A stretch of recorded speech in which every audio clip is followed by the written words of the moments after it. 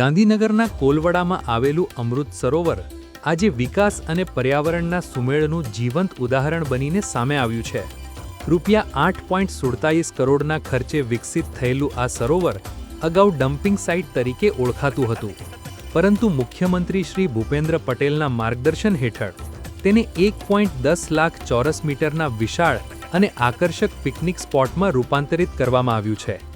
30,000 દેશી વૃક્ષોની હરિયાળી અને 182 મિલિયન લીટરની જળ સંગ્રહ ક્ષમતાવાળું આ અમૃત સરોવર હવે નાગરિકોની સુખાકારી સાથે પર્યાવરણ સંરક્ષણનું કેન્દ્ર બની રહ્યું છે। આધુનિક વોકિંગ ટ્રેક, શુદ્ધિકરણ પ્લાન્ટ અને કુદરતી સૌંદર્યથી સજ્જ આ સ્થળ પ્રકૃતિ પ્રેમીઓ માટે નવી ઓળખ બની ગયું છે। આવો જાણીએ આ પરિવર્તનની સંપૂર્ણ કહાણી।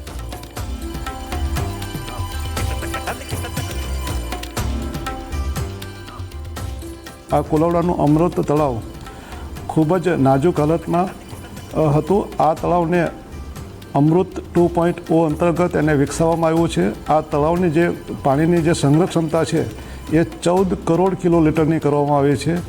આ તળાવને સમાંતર એની પાળ ઉપર કુલ 30,000 જેટલા ઝાડ વાવવામાં આવ્યા છે। આ તળાવ 12 માસ પાણીથી ભરેલું રહે એટલા માટે 3 MLDનો ટર્શરી ટ્રીટમેન્ટ પ્લાન્ટથી એને 365 દિવસ ભરવાની સુવિધા ઊભી કરવામાં આવેલી છે।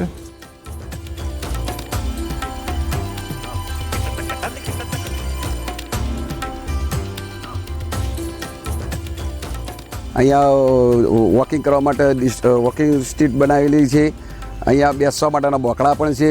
અહીંયા સિનિયર સિટીઝનો માટે સરસ એવો સમય પસાર કરવાનો, યોગ કરવાની જગ્યા તથા રમણીય સૌંદર્યમાં બેસી અને આનંદમય પક્ષીઓને કિલ્લો કરવાનો અને સરસ એવી તળાવની બધી પ્રકૃતિમય બનાવેલું છે।